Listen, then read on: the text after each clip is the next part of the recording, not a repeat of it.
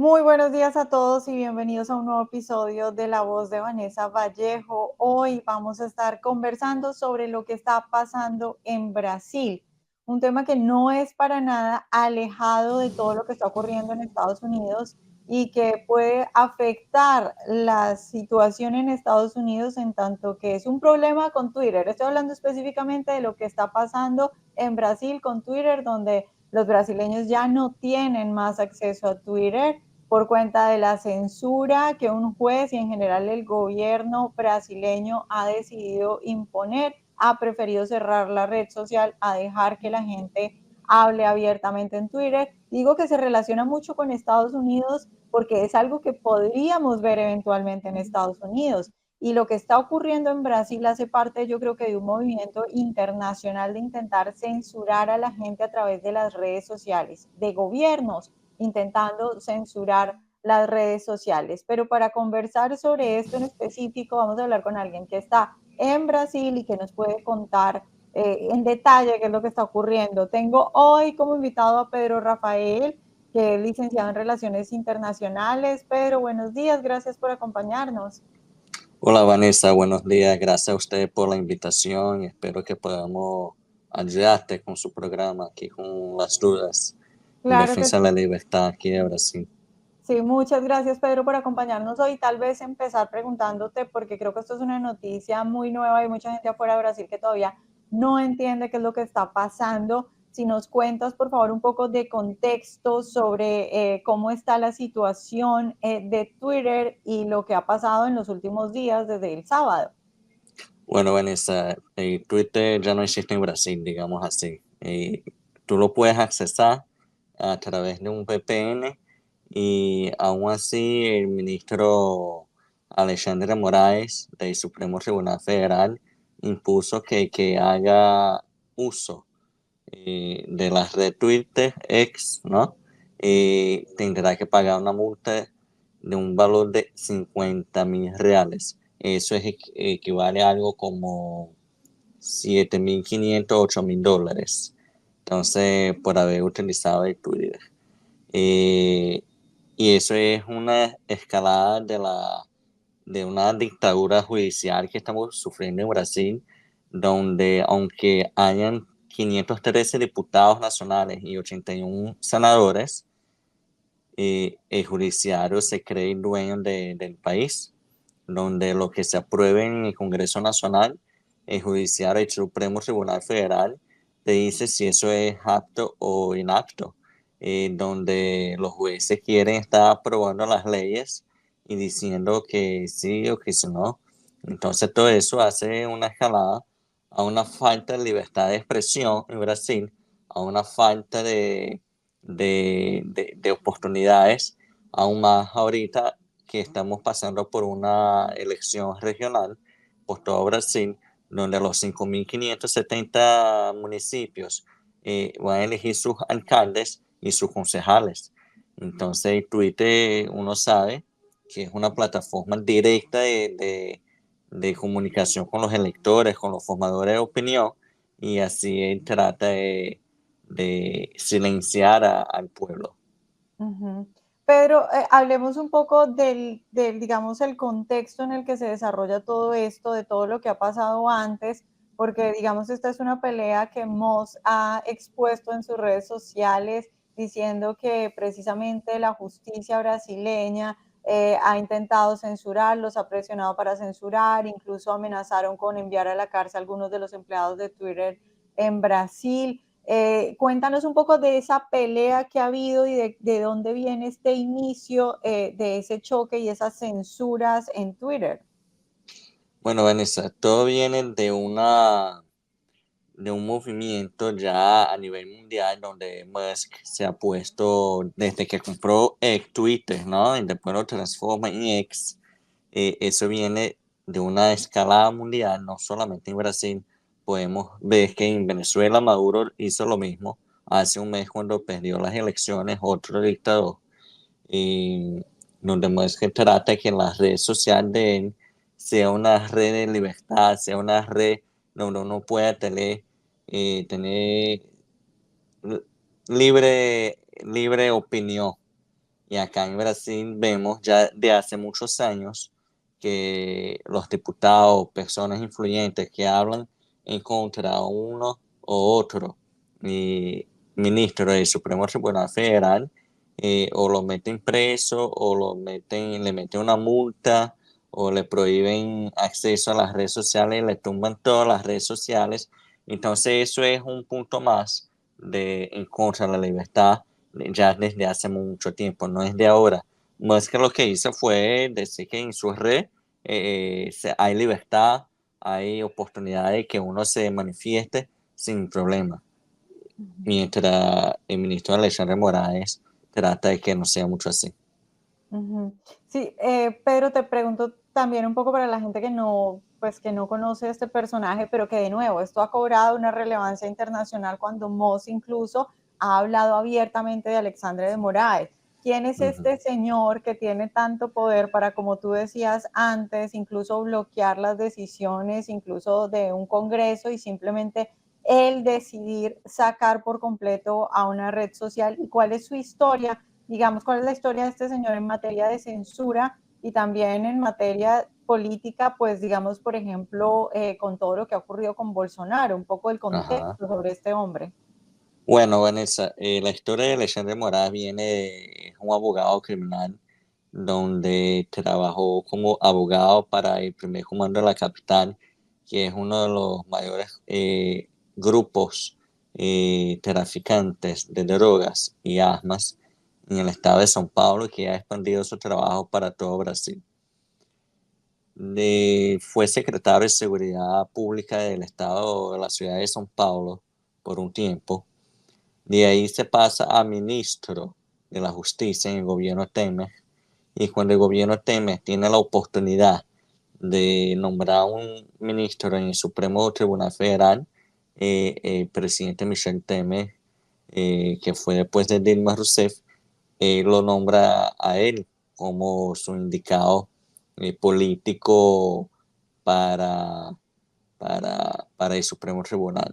Entonces, en resumen, esa es la vida política de Alexandre Moraes. Ujú.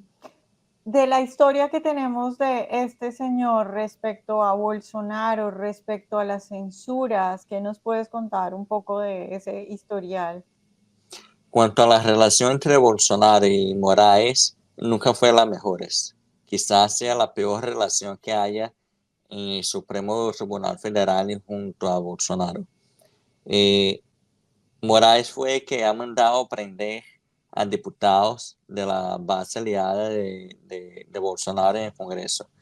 Moraes ha sido el ministro del Supremo Tribunal Federal, que ha sido como, digamos, acá en Brasil se dice esta expresión, la piedra en el zapato de Bolsonaro. O sea, él ha sido el que ha perseguido el gobierno de Bolsonaro desde un principio, donde siempre que Bolsonaro decía algo, Moraes lo advertía, Moraes se ponía en contra, Moraes tenía una articulación tremenda, y hacía con que el gobierno de Bolsonaro no pudiera avanzar en determinados temas. Entonces, en el tema de la pandemia se metió demasiado. Entonces, siempre ha sido la piedra en el zapato de Bolsonaro frente al gobierno, junto al Supremo Tribunal. Pero ¿cómo está tomando esto la gente en Brasil? Es decir, hay gente, digamos, de esa izquierda que apoya, por ejemplo, a Lula. ¿Está de acuerdo con este tipo de medidas? ¿O tú crees que, por ejemplo, bloquear Twitter hace que alguna gente despierte y se dé cuenta que esto está, digamos, pasando a unos tintes absolutamente totalitarios? Bueno, el Twitter, aunque muy utilizado en Brasil, es utilizado muy en temas políticos, como todo el mundo, pero la población en sí, uno no ve tanto rechazo a lo que pasa. A ellos como utilizan mucho más el Instagram, eso sí les afectaría mucho más, como cuando han bloqueado el WhatsApp por un tiempo, unos años atrás, por unos días. Entonces la población en sí, uno no ve tanta rebeldía por lo que pasa.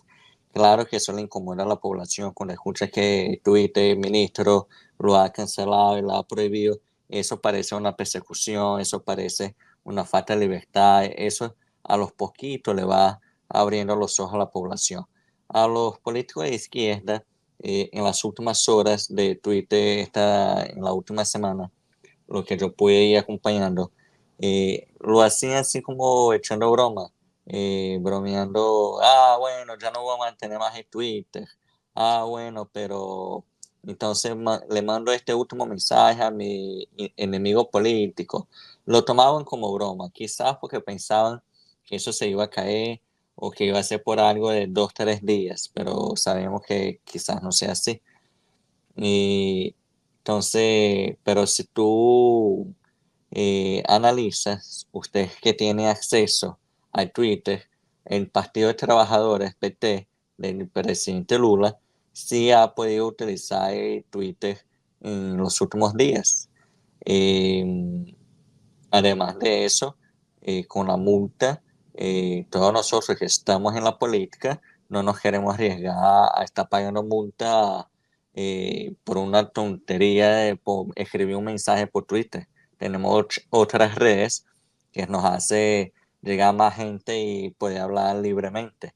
Entonces, infelizmente la izquierda sigue tratando todo como si fuera una broma hasta el momento que le afecte a ellos. Ahí sí se van a poner pila. Ujú.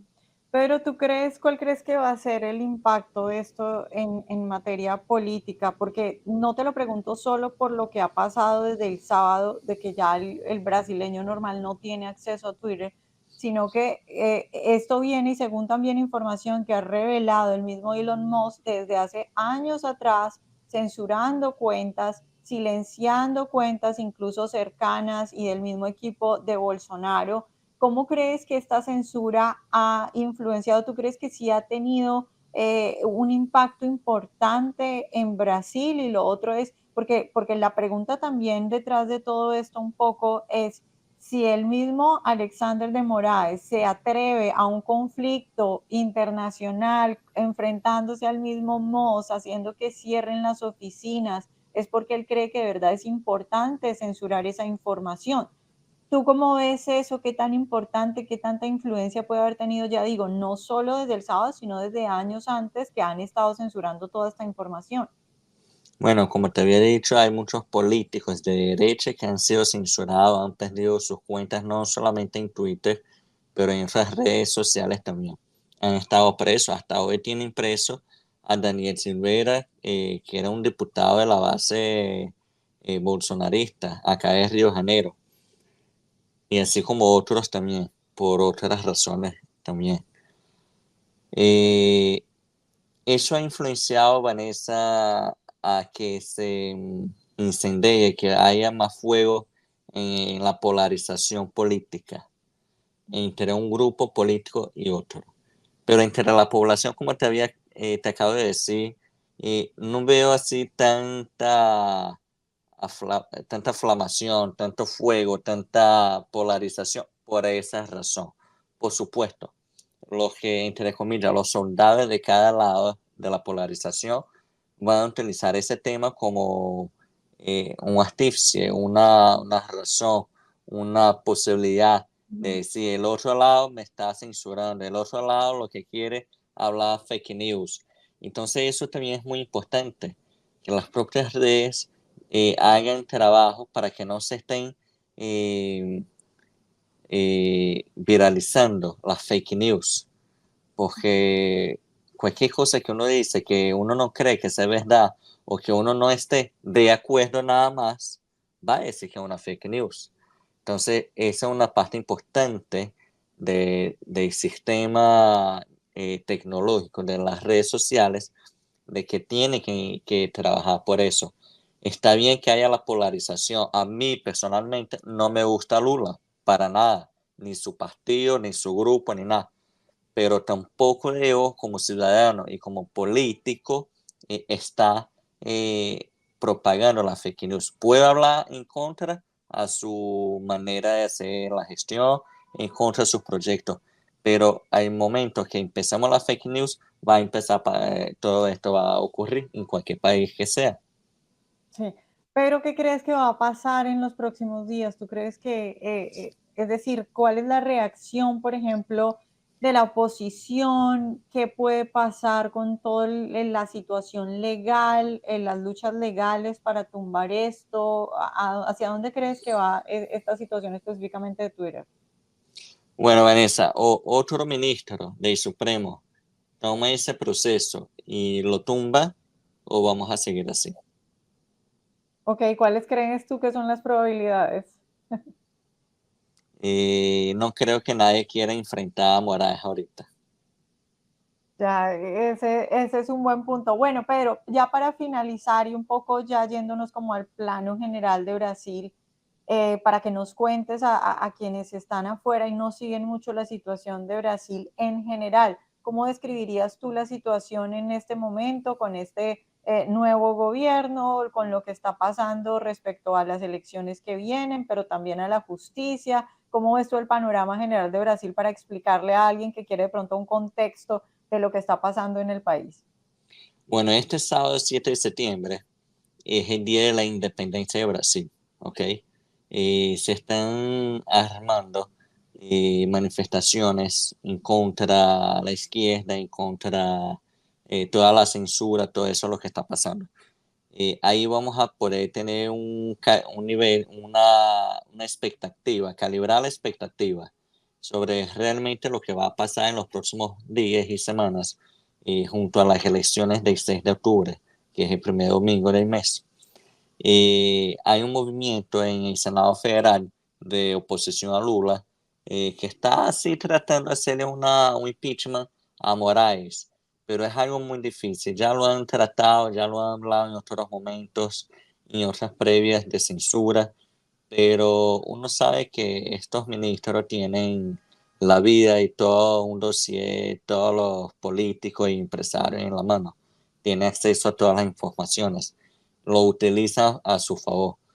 Entonces, eso es lo que puede pasar a partir de este sábado, que uno no sabe exactamente cuántos millones de personas van para las calles en todo Brasil, en São Paulo, acá en el Río de Janeiro, y a partir de ahí sugiero a todos que acompañen lo que va a pasar el domingo y el lunes, porque van a ser días muy, muy inciertos de lo que puede pasar. Ujú. Pero finalmente, ¿qué mensaje le enviarías a las personas en otros países, los hispanos acá en Estados Unidos, pero también en toda Latinoamérica, sobre la importancia de la libertad de expresión y sobre porque a veces yo siento que la gente puede hacer comentarios muy ligeros cuando no les gusta, por ejemplo, un tweet y es muy fácil decir, bueno, este tipo de cosas deberían censurarlas, pero ya tú viviendo lo que es un país que definitivamente echa a una empresa, ¿qué le dirías tú a la gente sobre esos riesgos de atacar la libertad de expresión? Bueno, Vanessa, yo no voy a hablar de los riesgos de atacar la libertad de expresión, yo voy por otro lado, si usted me permite. Claro Te que voy a sí. decir un pensamiento que tengo desde hace muchos años, lo hablo en todas las redes, todos los momentos que puedo. No tengas miedo de pensar diferente, tengas miedo de que piensen por ti. Ujú, Y con eso te hablo todo. Que no tengas miedo de pensar distinto, tengas miedo de que piensen por ti. Y es ujú, lo que está pasando. La gente ha tenido miedo de pensar diferente, de hablar lo que piensa, de hacer uso de su libertad de expresión, mientras llega un ministro y se pone a pensar por ti. Tú no puedes utilizar el Twitter. Eso es ujú, pensar por uno. ujú, Él le quita la libertad de expresión a todos. Entonces no tengas miedo de pensar distinto. Vete para la calle, muévete. Mira lo que está pasando en Venezuela, lo que pasa en Cuba hace 70 años. No podemos seguir así. Mira lo que ha pasado en Bolivia. Los Kirchner y Fernández que han destrozado a Argentina. Entonces, que la gente se mueva, que la gente no se quede callada, porque si no, vamos a seguir en un rato, en un poco tiempo, ya no habrá más Twitter, ni Instagram, ni Facebook, y quizás tampoco WhatsApp. Vamos a regresar a 15 años de vida, donde uno no va a tener comunicación. Ujú. Entonces, eso es. Bueno, Pedro, pues muchas gracias por habernos acompañado hoy. Muchas gracias a ti, Vanessa, y siempre a sus órdenes. Mucho gusto conocerte. Gracias. Bueno, pues muy complicado todo lo que está pasando en este momento en Brasil. Como decíamos al inicio, esto es una cuestión que tiene que alarmar no solo a los brasileños, sino a todas las personas que están viendo cómo en sus países sus gobiernos avanzan para censurar. El acceso a la información es muy importante. Yo siento que hay veces que las personas no alcanzan a dimensionar la importancia que tiene el acceso a la información. Y vamos a hacer, digamos, vamos a recordar algo que pasó en las elecciones pasadas acá en Estados Unidos para hacer un poco ese ejemplo y un poco esa detalle de lo importante que es la información. Acá en Estados Unidos se supone que Twitter es libre o bueno, digamos, antes de que Elon Musk comprara Twitter, se sabía y era evidente para cualquiera que utilizara la red social que había algún tipo de censura. No el extremo que está sucediendo en este momento en Brasil, no había multas, no cerraron Twitter. Pero ¿qué pasó hace 4 años? Antes de las elecciones, salió una información sobre, en ese momento, la computadora de Hunter Biden, pero en ese momento era presunta computadora de Hunter Biden. Eso fue lo que dijeron las autoridades, que no se sabía si efectivamente era la computadora, luego que no se sabía si esa información efectivamente era correcta o si había, por ejemplo, influencia rusa detrás de esa información. El punto es que esa información de la computadora de Hunter Biden, el hijo del presidente Biden, no solo tenía cuestiones asociadas a drogas, a drogadicción del hijo del presidente, del ahora presidente, en ese momento candidato a la presidencia, cuestiones asociadas incluso al pago de servicios sexuales, pero sobre todo tenía información sobre un presunto esquema de tráfico de influencias, que podríamos estar hablando del esquema de tráfico de influencias más grande de la historia de este país. ¿Qué es lo que decía esa información respecto a eso? Que presuntamente el presidente Biden, con varios miembros de su familia, incluyendo por supuesto su hijo Hunter Biden, el dueño de la computadora, habrían estado dando favores a personas en países, muchos de ellos enemigos de Estados Unidos, a cambio de millonarias sumas de dinero para la familia Biden.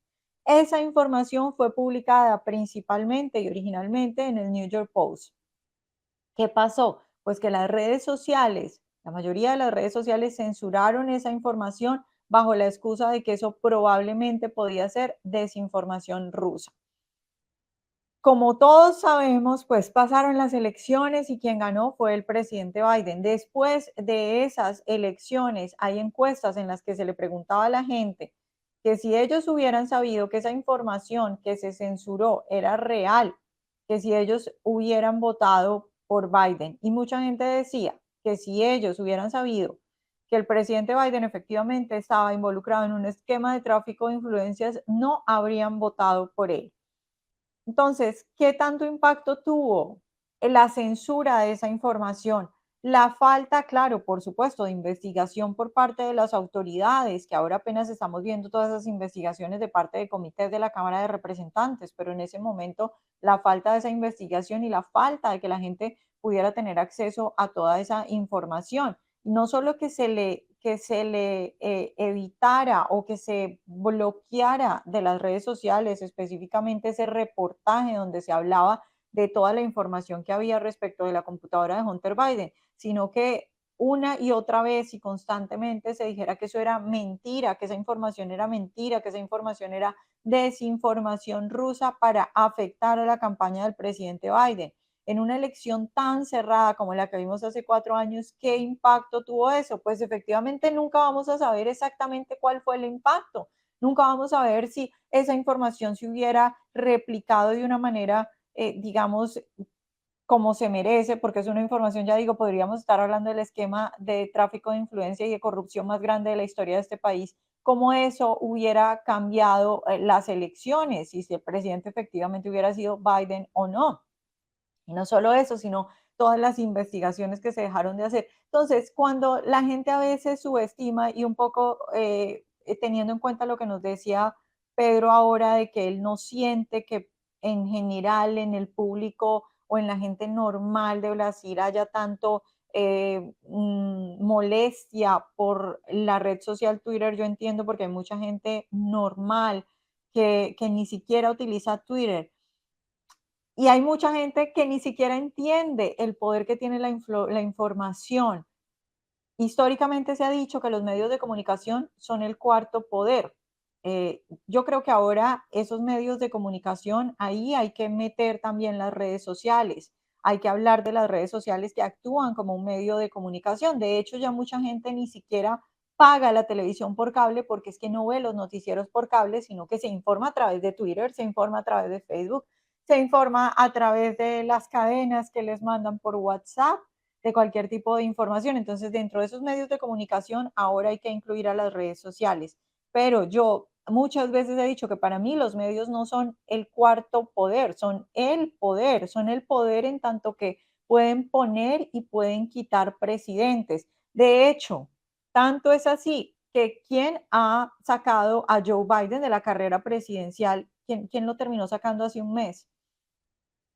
No fueron los políticos, no fue ni siquiera, es decir, el primer actor para sacar a Joe Biden determinante fueron los medios de comunicación. Fue cuando los medios de comunicación empezaron a sacar reportajes diciendo lo que ya muchos americanos sabían y lo que muchos conservadores durante años habíamos dicho, es que de hecho desde hace 4 años en las elecciones pasadas ya la gente en las encuestas mostraba que estaba preocupada por la salud mental del presidente Biden, pero no fue sino hasta que hace un mes los medios importantes empezaron a sacar reportajes y a presionar diciendo que el presidente Biden no estaba listo, que efectivamente se termina sacando al presidente Biden de la carrera presidencial. Entonces, cuando digo que los medios, incluyendo las redes sociales, ponen y quitan presidentes, no estoy exagerando. En este momento, Kamala Harris es la candidata del Partido Demócrata porque los medios se cansaron de Joe Biden, se cansaron de que, según las encuestas, esto no iba a ir bien, no tenía muchas posibilidades y tenía que hacer, digamos, tenían que hacer un cambio urgente si querían tener alguna posibilidad de ganar las elecciones. Entonces, la información es poder, la información es fundamental para que la gente tome decisiones. Y muchas veces, muchas personas hablan a la ligera cuando no les gusta un comentario diciendo esto no me gusta, esto tal vez debería ser censurado, esto tal vez debería ser coartado. Por eso es que hay que tener tanto cuidado y hay que apreciar lo que las redes sociales nos han dado, porque a pesar de que nos quejamos tanto de todos los problemas, de toda la censura, de toda la, digamos,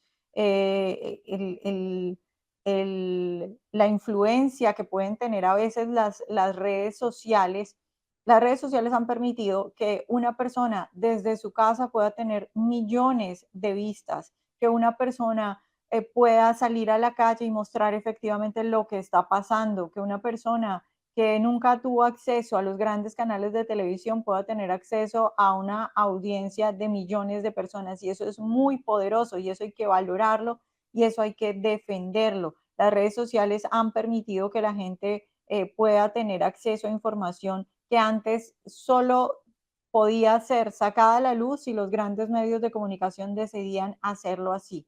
Entonces, es muy importante la información. Las redes sociales han abierto un canal que no existía antes. La gente se está pasando de los medios de comunicación a informarse de otras maneras porque en gran medida está cansada de que los grandes medios de comunicación no hagan caso a ciertas cosas que a ellos sí les importan y a mucha gente le gusta más esa naturalidad de la persona que está viviendo el momento, que está viviendo la situación y que le puede contar las cosas. Es muy peligroso lo que está pasando en Brasil. Yo los invito también, y esto pues daría para un podcast entero nuevo, pero para que miren las conexiones, qué colaboraciones, por ejemplo, qué miembros del gobierno Biden-Harris, que recordemos que Harris es la vicepresidente, ha tenido el gobierno de Lula en Brasil, cómo personajes de este gobierno han estado a favor de lo que Alexander de Moraes ha hecho en Brasil y cómo durante mucho tiempo ha quedado claro que esa izquierda extrema dentro del Partido Demócrata, y por supuesto ahí entra Kamala Harris, calificada por GovTrack como la senadora más extrema en el 2019, como esa izquierda extrema siempre ha apoyado este tipo de medidas, hablando de una supuesta protección de la gente y proteger de una supuesta desinformación. Y yo les pregunto y cierro con esto, ¿ustedes prefieren que las personas puedan hablar libremente, aunque a veces haya un tuit de una persona que dijo algo que no era correcto, pero que usted tenga acceso a esa información y usted sea el que puede o el que finalmente decida qué creer, qué investigar, o prefiere que simplemente sea un grupo de políticos en el poder los que decían usted a qué tiene acceso y a qué no tiene acceso? Yo creo que en un mundo en el que los políticos han demostrado una y otra vez que están la mayoría de ellos simplemente intentando quedarse con el poder, es necesario que la gente defienda el acceso a la información, la libertad de expresión y que al final sea usted mismo el que decida a quién creer, qué información tiene sentido y qué información no tiene sentido. Con esto cierro, muy interesante, pues muy triste, pero también muy interesante, digamos, en materia política, en materia de análisis político, lo que está pasando en Brasil y lo que eso nos alerta para el resto de los países que hemos visto continuadamente amenazas a la libertad de expresión. Muchas gracias por acompañarnos hoy. Nos vemos en un nuevo episodio.